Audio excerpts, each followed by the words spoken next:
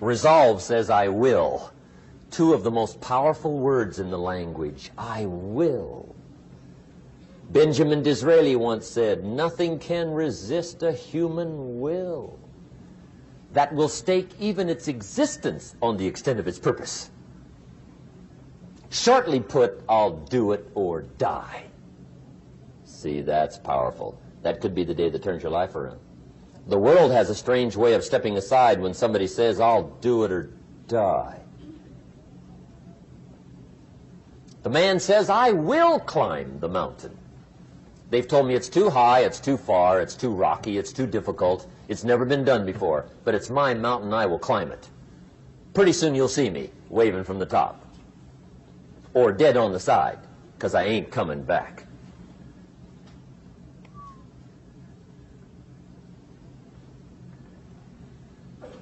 The best definition I ever got from the word resolve came from a little junior high girl in Foster City, California, up north.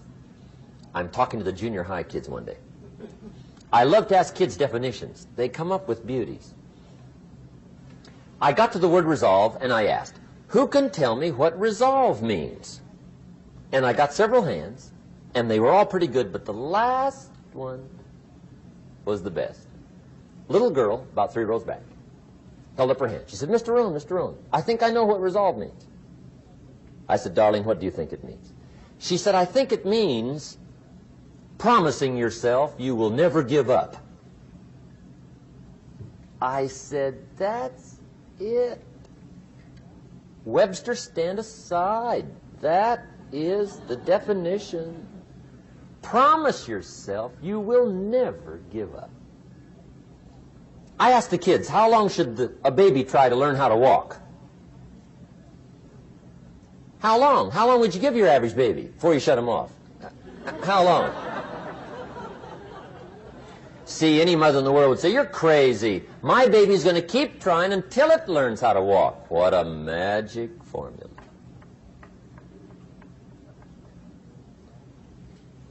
Now let me show you what triggers all emotions into activity that brings results.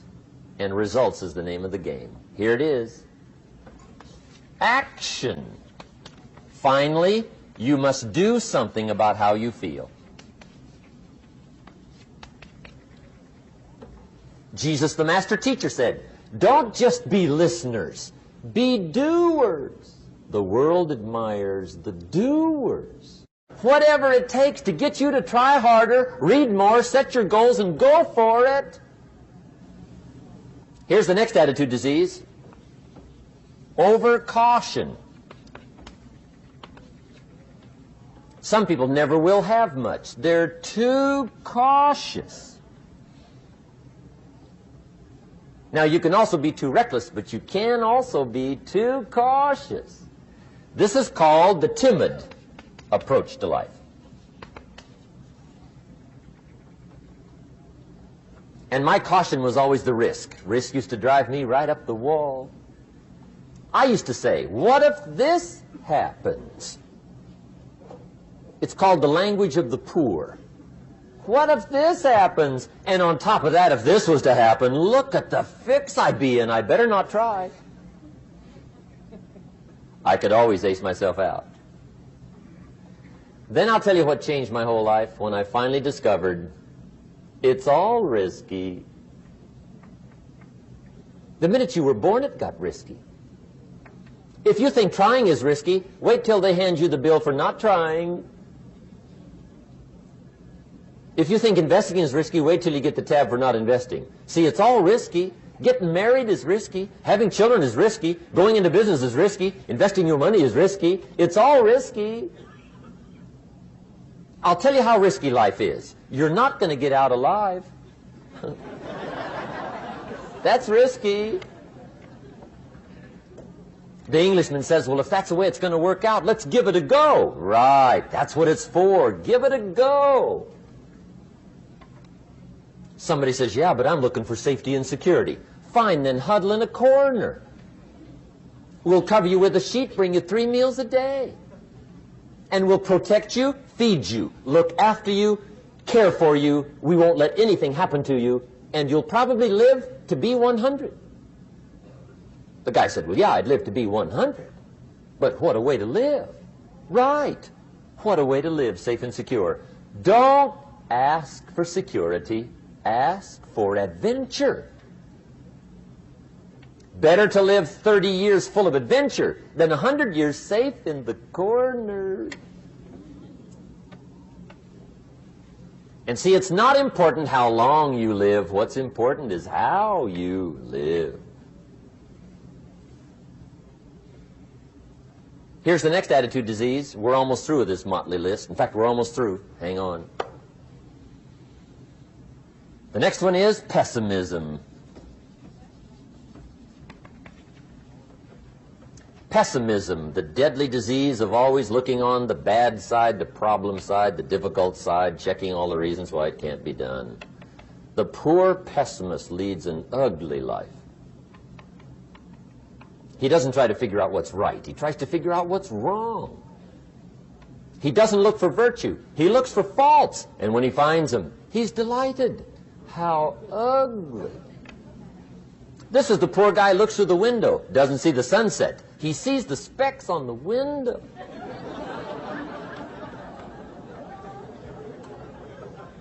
And this is the poor guy, right, who rushes up, takes such leave of his senses. This guy rushes up and he says, I've got 5 good reasons why it won't work. He's so dumb he doesn't know all he needs 1. He's got 5.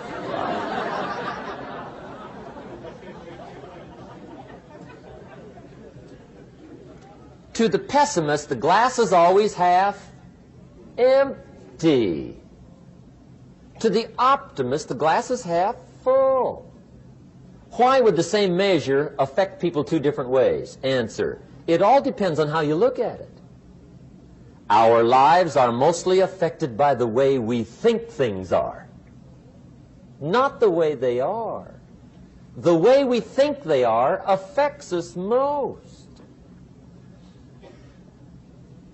There's a subject we don't have time to get into tonight called better thinking habits. One of the major things Shove taught me when I met him, he said, poor thinking habits keeps most people poor. Not poor working habits. Most people work hard, but they don't think hard. And Shove taught me that the mind is like a factory, a mental factory. And whatever you think about all day long pours ingredients into this mental factory. And that's what builds the economic, social, financial fabric of your life. He quoted me a Bible phrase that says, as you think, so you become. How awesome. When he talked about poor thinking habits, he had me. I used to start the day reading the morning newspaper. I mean, you can believe that or not. I'd get a cup of coffee and read the paper. I'd load up on wars and riots and murders and stabbings and killings and bank robberies and muggings and car wrecks and tragedies. I'd even read the back pages. I seem to like that stuff for some weird reason. I'd load up on all that, and then I'd start the day. You can imagine the kind of days I used to have. You walk around on your financial knees. They call you economic peewee.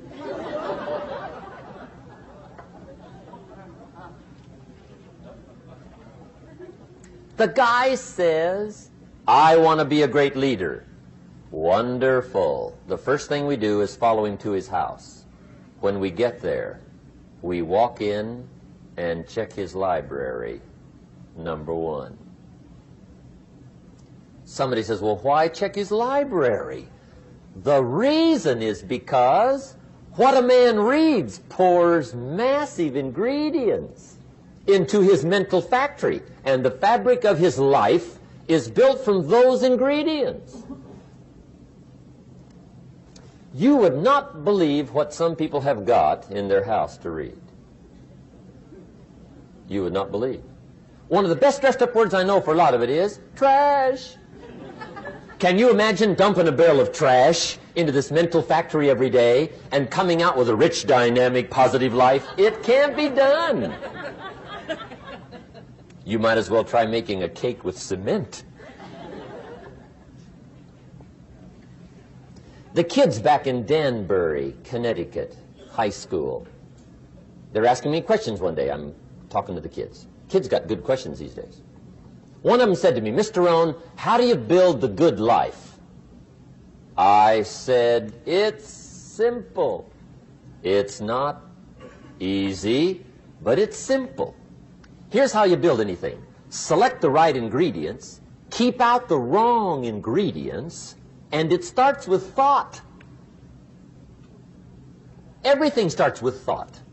So you must be wise and careful what you think about, because that starts everything. You got to be wise and careful. I asked the kids, what would happen if somebody dropped sugar in my coffee? They said, well, you'd be okay. I said, what if somebody dropped strychnine in my coffee? They said, well, you'd be dead. I said, correct. Lesson 1. Life is both sugar and strychnine. You gotta be careful. I said, what if my worst enemy drops in the sugar? They said, will you be okay? I said, what if my best friend, even by accident, drops in the strychnine? They said, well, you'd be dead. I said, correct. Lesson 2, watch your coffee.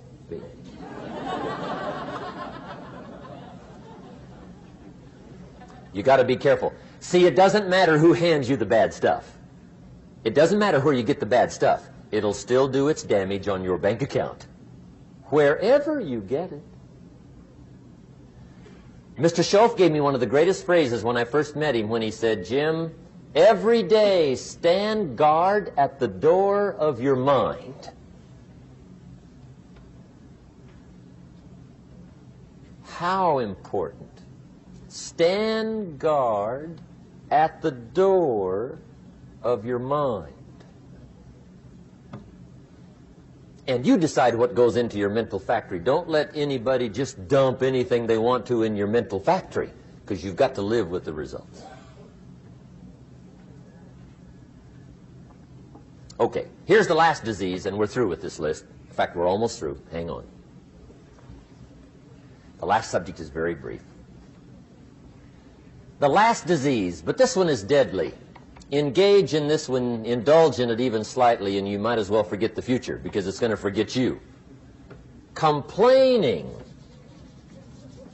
crying, whining, griping, a Bible word called murmuring. See, that'll ace your future. Spend 5 minutes complaining, and you have wasted 5. And you may have begun what's known as economic cancer of the bone.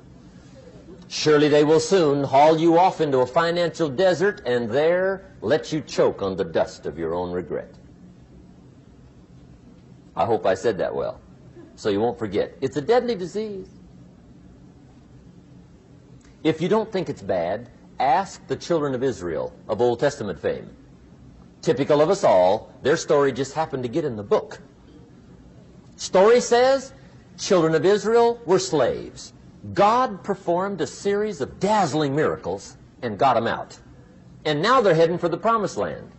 Remember the story?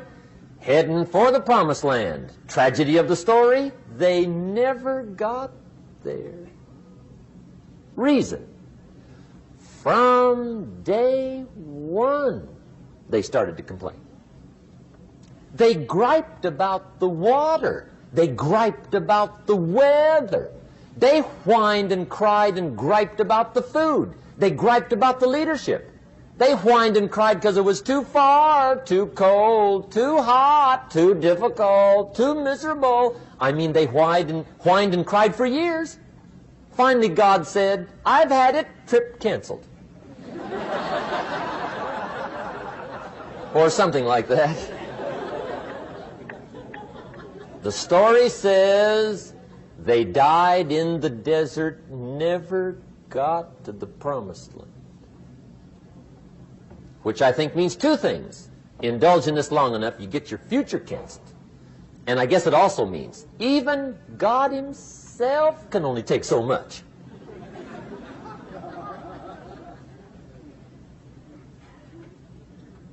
Okay. Just be on the lookout of the things that can destroy all the good you start. The war is on. And this evening, tomorrow, mentally, personally, socially, economically, you got to make sure you're winning the war. And this is part of it.